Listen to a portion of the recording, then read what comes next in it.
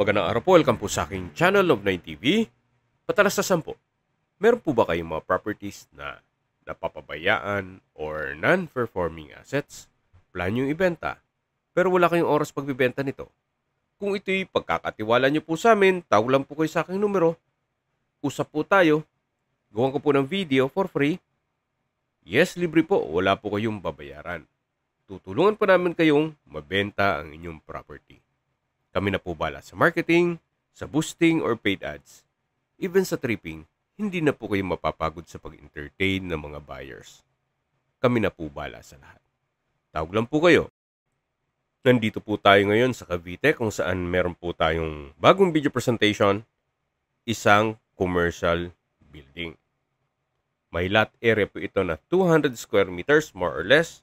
Ito po'y titulado, buhay po ang may-ari, kaya wala po kayong maging problema sa documentation o sa transfer ng title. Napaganda po ng lokasyon nito, gawa ng ito'y nasa bayan mismo o busy area na marami pong katabing mga business establishments at commercial buildings. Kaya kung hanap nyo po'y isang income generating property, ito na po yung hinahanap nyo. Ito po yung second floor na meron pong toilet and bath at kitchen. Then, dito naman po yung hagdan. Diyan po tayo galing kanina. Dun sa baba. Then, paglabas po natin ay yung main road na mismo. So, aakyat po tayo. Ito pong hagdan ay naka-tiled staircase at meron pong stainless na handrail. Dito na po tayo sa third floor.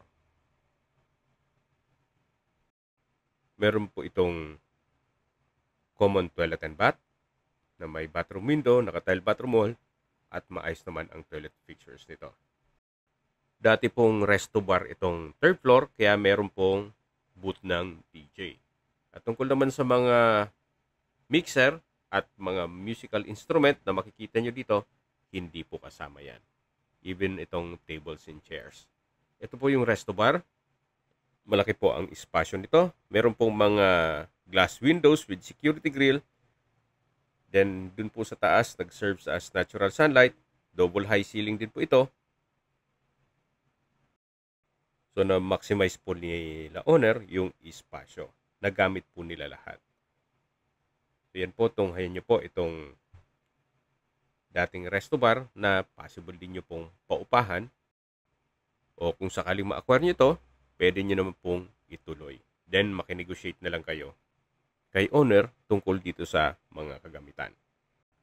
Dito naman po yung another restroom.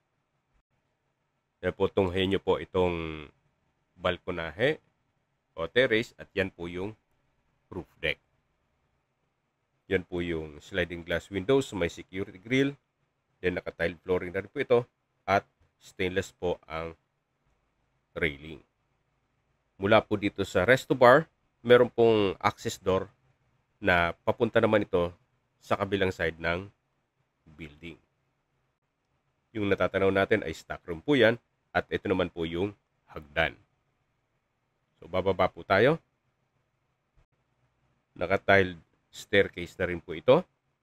Samahan niyo po ako. Baba po tayo para check natin yung isang kwarto dito sa second floor. At yung pong natatanaw natin na staircase window ay sa kabilang side po ito. Yung another access na meron pong steel gate. Marami pong entry at exit points itong building. Pakita ko po muna sa inyo itong kabilang kwarto na kung saan pwede rin po itong paupahan as office at pwede rin pong residential. Gawa ng kompleto rin po ito. Meron pong sariling toilet and bath. Yan po yung access door. Then, malaki naman po ang espasyo, naka-tile flooring. At ito po yung tinutukoy ko na toilet and bath. Maayos naman po ang toilet fixtures nito. Naka-tile bathroom wall. May shower. At malaki naman po ang espasyo nito. So, labas po tayo para check natin ibang parte nitong building. Then, paglabas po natin ay katabi lang yung kabilang kwarto. Dito po sa kabila ay malaki din ang espasyo nito. Yan po yung pintuan. Then meron din pong glass window, naka-tile flooring. Meron din po itong sariling toilet and bath. Maayos din po ang toilet fixtures. May hand basin, water closet, naka-tile bathroom wall, may shower at bathroom window. Bali po dito sa kabilang side ay dalawa ang kwarto. So labas po ulit tayo. Ito po yung hallway at yan yung hagdan na pinakita ko sa inyo kanina. At aakyat po ulit tayo dito sa third floor. Para maikutan natin yung ibang parte nitong building. So dito na po tayo galing kanina. Yan po yung hagdan sa likod ng resto bar at ito yung sinasabi ko na stock room na may access naman na hagdan papunta sa likod ng property. Ito po yung naka-concrete staircase, then metal handrail at railing. Ito po yung glass window mula dun sa kwarto na inikutan natin kanina. So nagkaroon po ng mga extension itong property. At bababa ulit tayo dito sa may ground floor. Then may steel gate po dito papunta naman dun sa commercial space sa harapan. Hindi lang po natin mapasok ito gawa ng ito po'y okupado o may nangungupahan. Then dito naman po ay meron pong understair storage at may pressure water tank. Balik po ulit tayo sa taas. So ito na po yung likod na parte ng ground floor. At dito naman po yung sa second floor. At babalik po ulit tayo dito sa third floor kung saan dito po ulit yung may resto bar na galing na po tayo dito kanina. So balik po ulit tayo dito. Meron pong common toilet and bath dito sa may likod ng resto bar na kung saan maayos naman po ang toilet fixtures at naka-tile bathroom wall. Meron din pong bathroom window. Ito naman po yung kitchen na naka-double aluminum screen door. Malaki naman po ang spasyo nito. May kitchen countertop, heavy duty po itong range hood. Then may preparation table, kitchen cabinet, at storage ng kitchen utensils. So paglabas po dito, yan po ulit yung resto bar mismo na galing na po tayo dito kanina. So balik po ulit tayo dito sa DJ booth. At dito po nakapesto yung mga amplifiers at mixers. Ito po yung tinutukoy ko kanina na hagdan na kung saan ito ay stainless handrail at railing pati staircase. Dito na po tayo sa roof deck. Naka-solid wood door. Then sa spasyo, sakto lang. Hindi naman siya ganun kaliit at hindi naman ganun kalaki.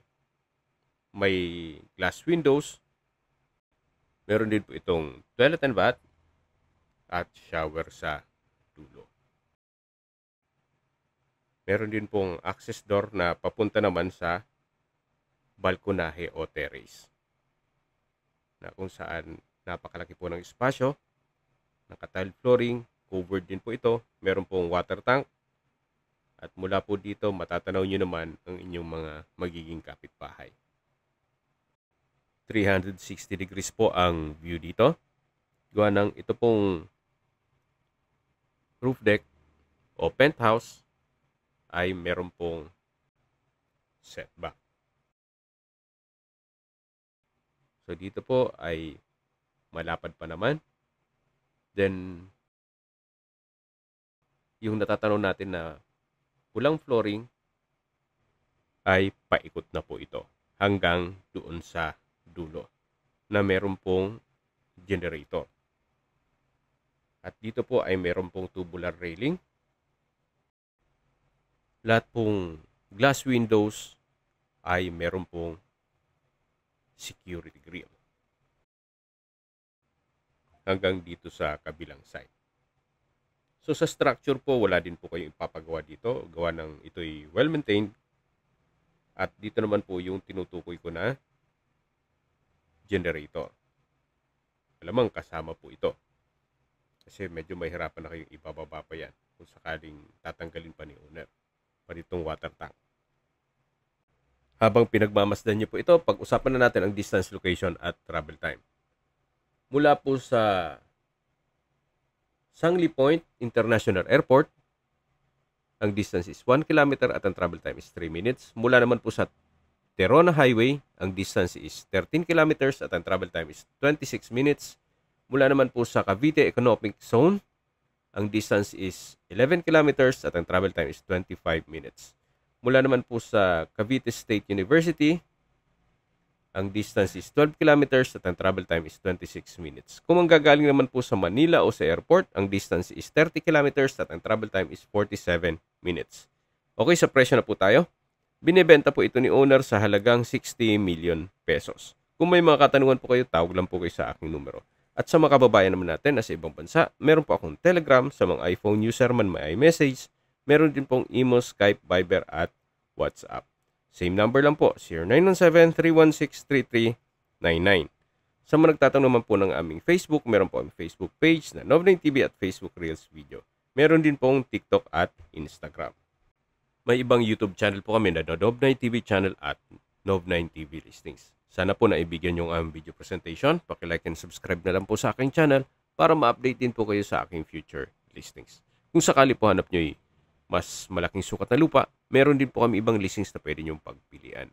Huwag po kayo mag-atubiling tumawag sa amin, then let us know your budget para malaman namin kung anong property pwede namin i-alok sa inyo. Sa lahat pong viewer, subscriber at nagtiwala po sa amin, salamat po sa suporta. Ingat po kayo lagi at yung pamilya. Maraming salamat po.